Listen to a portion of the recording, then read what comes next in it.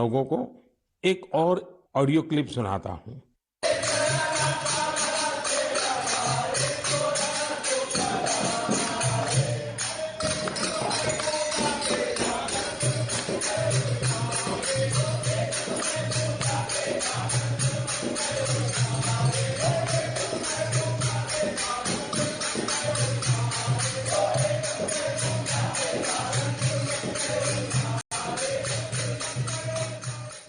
आप सोच रहे होंगे कि घर के पास में किसी मंदिर में भजन कीर्तन चल रहा है, लेकिन ये आवाज भी आप तक भारत से हजारों मील दूर बसे साउथ अमेरिकन देश गयाना से आई है। 19वीं और 20वीं सदी में बड़ी संख्या में हमारे यहां से लोग गयाना गए थे। वे यहां से भारत की कई परंपराएं भी अपने साथ ले गए थे।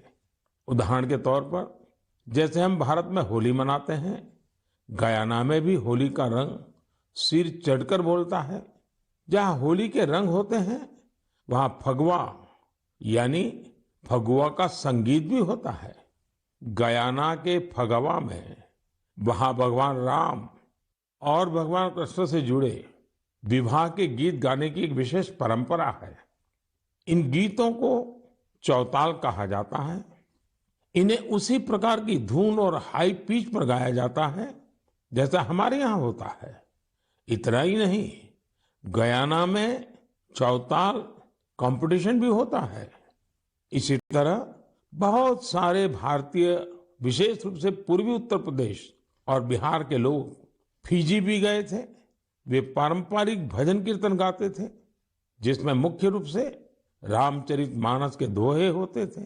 उन्होंने फिजी में भी भजन कीर्तन से जुड़ी कई मंडलियां बना डाली। फिजी में रामायण मंडली के नाम से आज भी 2000 से ज्यादा भजन कीर्तन मंडलियां हैं। इन्हें आज हर गांव मोहल्ले में देखा जा सकता है। मैंने तो यहाँ केवल कुछ ही उदाहरण दिए हैं। अगर आप पूरी दुनिया में देखेंगे तो ये भारतीय संगीत को चाहने वालों की ये लिस्ट काफी लंबी है। मेरे प्यारे देशवासियों, हम सब हमेशा इस बात पर गर्व करते हैं कि हमारा देश दुनिया में सबसे प्राचीन परंपराओं का घर है। इसलिए ये हमारी जिम्मेदारी भी है कि हम अपनी परंपराओं और पारंपरिक ज्ञान को संरक्षित करें, उसका संवर्धन भी करें और हो सके उतना आगे भी बढ़ाएं। ऐसा ही एक सराहनीय प्रयास हमारे पूर्वोत्तर राज्य नागालैंड के कुछ साथी कर रहे हैं। मुझे ये प्रयास काफी अच्छा लगा, तो मैंने सोचा इसे मन की बात के श्रोताओं के साथ भी शेयर करूं। साथियों, नागालैंड में नागा समाज की जीवन शैली, उनकी कला, संस्कृति और संगीत, ये हर किसी को आकर्षित करती है। ये हमारे देश की गौरवशाली विरासत का अहम हिस्सा है। नागालैंड के लोगों का जीवन और उनके स्किल्स सस्टेनेबल लाइफस्टाइल के लिए भी बहुत महत्वपूर्ण है।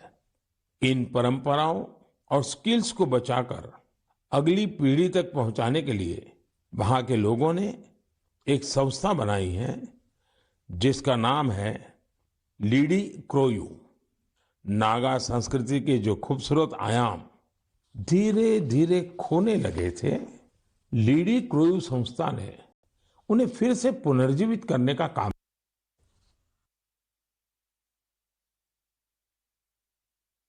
में एक बहुत समृद्ध विधा है। इस संस्था ने नागा संगीत की एल्बम लॉन्च करने का काम शुरू किया है। अब तक ऐसी 3 एल्बम्स लॉन्च की जा चुकी है। ये लोग लोक संगीत, लोक नृत्य से जुड़ी वर्कशॉप भी आयोजित करते हैं। युवाओं को इन सब चीजों के लिए ट्रेनिंग भी दी जाती है। यही नहीं, नागालैंड की पारंपरिक शैली में कपड़े बनाने, सिलाई, बुनाई जैसे जो काम, उनकी भी ट्रेनिंग युवाओं को दी जाती है। पूर्वोत्तर में बैम्बू से भी कितने ही तरह के प्रोडक्ट्स बनाए जाते हैं। नई पीढ़ी के युवाओं को बैम्बू प्रोडक्ट्स बनाने का भी सिखाया जाता है। इससे इन युवाओं का अपनी संस्कृति से जुड़ाव तो होता ही है, साथ ही उनके लिए रोजगार के नए नए अवसर भी पैदा होते हैं। नागा लोक संस्कृति के बारे में ज्यादा से ज्यादा लोग जाने, इसके लिए भी लीडिक्रोयू के लोग प्रयास करते हैं। साथियों, आपके क्षेत्र में भी ऐसी सांस्कृतिक विधाएं और परंपराएं होगी। आप भी अपने अपने क्षेत्र में इस तरह के प्रयास कर सकते हैं। अगर आपकी जानकारी में कहीं ऐसा कोई अनूठा प्रयास हो रहा है तो आप उसकी जानकारी मेरे साथ भी जरूर साझा करिए।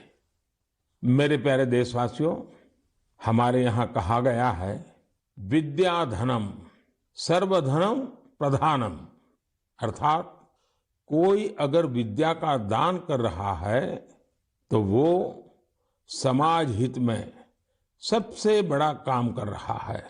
शिक्षा के क्षेत्र में जलाया गया एक छोटा सा दीपक भी पूरे समाज को रोशन कर सकता है। मुझे यह देखकर बहुत खुशी होती है कि आज देश भर में ऐसे कई प्रयास किए जा रहे हैं। यूपी की राजधानी लखनऊ से 70-80 किलोमीटर दूर हरदोई का एक गांव है बांसा। मुझे इस गांव के जतिन ललित सिंह जी के बारे में जानकारी मिली है, जो शिक्षा की अलग जगाने में जुटे हैं। जतिन जी ने 2 साल पहले यहाँ community library and resource centre शुरू किया था। उनके इस सेंटर में हिंदी और अंग्रेजी साहित्य, कंप्यूटर, लॉ और कई सरकारी परीक्षाओं की तैयारियों से जुड़ी 3000 से अधिक किताबें मौजूद है। इस लाइब्रेरी में बच्चों की पसंद का भी पूरा ख्याल रखा गया है। यहाँ मौजूद कॉमिक्स की किताबें हो या फिर एजुकेशनल टॉयज बच्चों को खूब भा रहे हैं। छोटे बच्चे खेल खेल में यहाँ नई नई चीजें सीखने आते हैं। पढ़ाई ऑफलाइन हो या फिर ऑनलाइन, करीब 40 वॉलेंटियर्स इस सेंटर पर स्टूडेंट्स को गाइड करने में जुटे रहते हैं। हर रोज गांव के तकरीबन 80 विद्यार्थी इस लाइब्रेरी में पढ़ने आते हैं। साथियों, झारखंड के संजय कश्यप जी भी गरीब बच्चों के सपनों को नई उड़ानें दे रहे हैं। अपने विद्यार्थी जीवन में संजय जी को अच्छी पुस्तकों की कमी का सामना करना पड़ा था। ऐसे में उन्होंने ठान लिया कि किताबों की कमी से वे अपने क्षेत्र के बच्चों का भविष्य अंधकारमय नहीं होने देंगे। अपने इस मिशन की वजह से आज वो झारखंड के कई जिलों में बच्चों के लिए लाइब्रेरी मैन बन गए हैं। संजय जी ने जब अपनी नौकरी की शुरुआत की थी, उन्होंने पहला पुस्तकालय अपने पैतृक स्थान पर बनवाया था। नौकरी के दौरान उनका जहां भी ट्रांसफर होता था, वहां वे गरीब और आदिवासी बच्चों की पढ़ाई के लिए लाइब्रेरी खोलने के मिशन में जुट जाते हैं। ऐसा करते हुए उन्होंने झारखंड के कई जिलों में बच्चों के लिए लाइब्रेरी खोल दी है। लाइब्रेरी खोलने का उनका यह मिशन आज एक सामाजिक आंदोलन का रूप ले रहा है। संजय जी हो या जतिन जी, ऐसे अनेक प्रयासों के लिए मैं उनकी विशेष सराहना करता हूं। मेरे